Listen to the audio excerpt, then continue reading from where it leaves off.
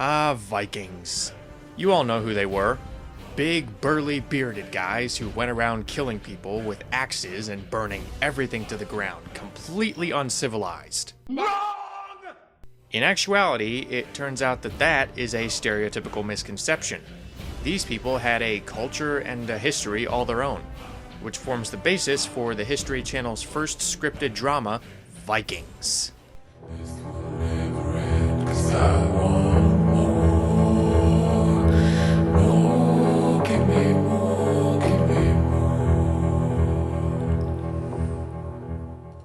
Brought to us by Michael Hirst of Elizabeth and the Tudors fame. Wow, this man really likes his history. The show tells the story of legendary Norse figure Ragnar Lothbrok and the exploits of the Vikings as they first set sail for foreign lands. Sometime after Season 2, Vikings picks up with Ragnar and the Northmen returning to Wessex after being promised a piece of land on which to farm. Upon arriving, though, the English King Ecgbert requests that they help settle a dispute in the Kingdom of Mercia.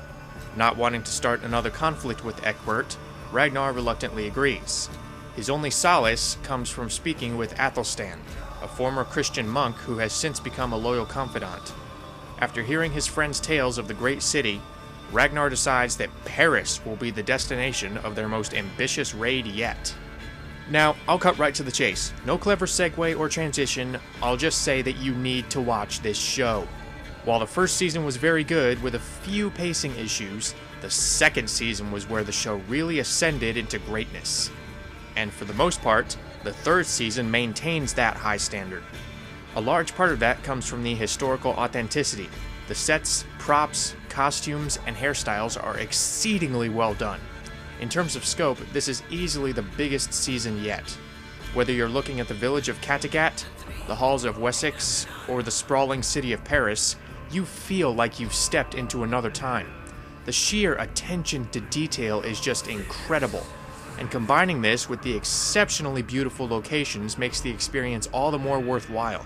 The series definitely looks the part, and the cinematography complements the visuals with enough cinematic flair to pull you in while showing off the intricate designs.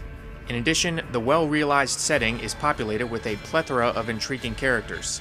I can't think of a single one in the main cast that I despise. Usually, even in good shows, there's at least one annoying or boring character that drags the whole thing down. But that's not the case here. One of the major strengths comes in the form of Ragnar himself.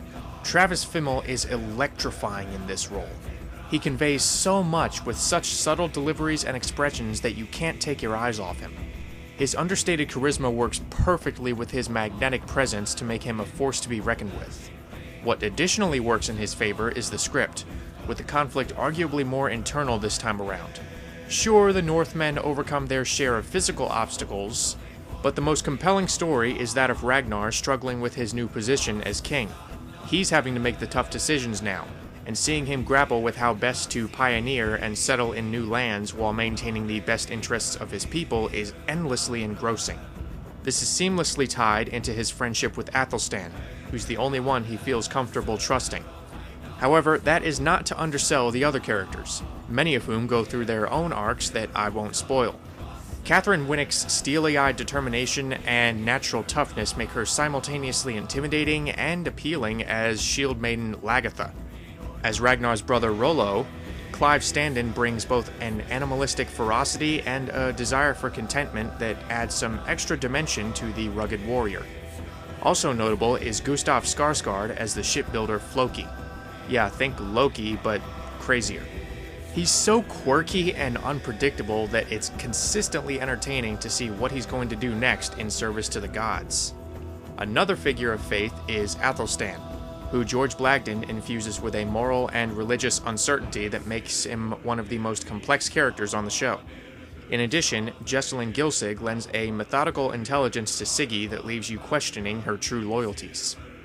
Alyssa Sutherland, Gaia Weiss, and Jenny Jax don't have quite as much to work with, but they each have a few moments to shine throughout the season, with Jax faring the best. Alexander Ludwig, however, really comes into his own as Bjorn, injecting a bit more wisdom to offset his headstrong nature and offering us a glimpse at the great leader he'll eventually become. Speaking of leaders, Linus Roach returns as King Egbert. He's even more cunning and calculating than last time, deviously manipulating everyone around him with ease. One of the people he tries to ensnare is Princess Quenthrith of Mercia, played with gusto by Amy Bailey. She's just as unhinged as Floki, if you can believe that, approaching every situation with a scary smirk and always keeping you guessing whether she's going to kill someone or have sex with them. Another figure who keeps you guessing is Harbard. Who is this guy? We never get a clear answer. He just shows up with a mysterious twinkle in his eye and seems to be a benevolent wanderer. The fact that he draws you in with comparatively little screen time is a real credit to Kevin Durand's eccentric charm. Last but not least, we have the new members of the cast, namely those playing the characters in Paris. Here's a shocker. The French characters actually have French accents. It's about time. Why is this such a difficult concept for stories set in France? Or most foreign countries for that matter? Well, whatever the case, the historical authenticity of this series extends to its portrayal of Paris. Ruling over the city is Emperor Charles, played by Lothaire Bluteau. Frankly, he's a pretty weak king.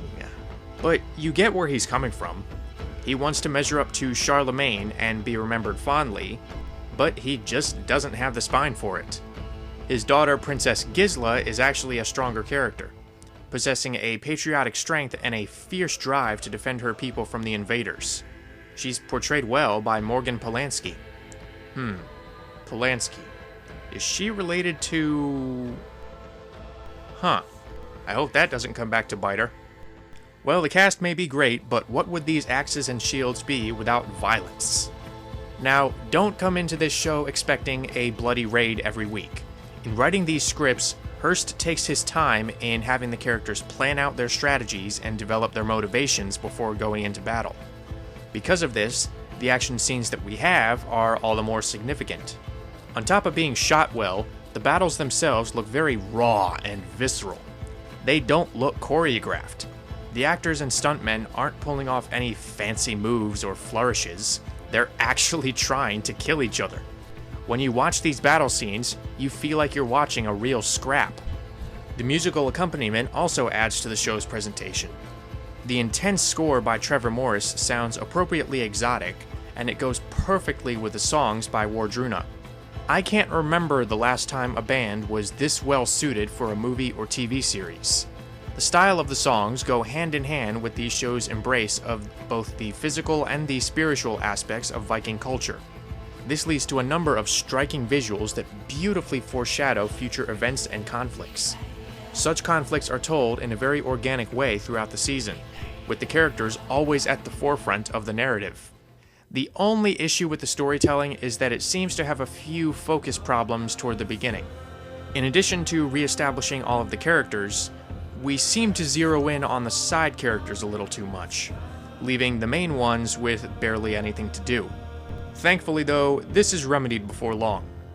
In the end, Season 3 of Vikings more than lives up to the high quality of previous ones. The characters continue to grow and deepen, the performances are more natural and charismatic than ever, the production values are astounding, the down and dirty action scenes are exhilarating, the music and cinematography are hauntingly atmospheric, and the scripts manage to find an impressive balance between art and history. Well, ladies and gentlemen, thanks for watching. Feel free to like, subscribe, and/or comment. Until next time.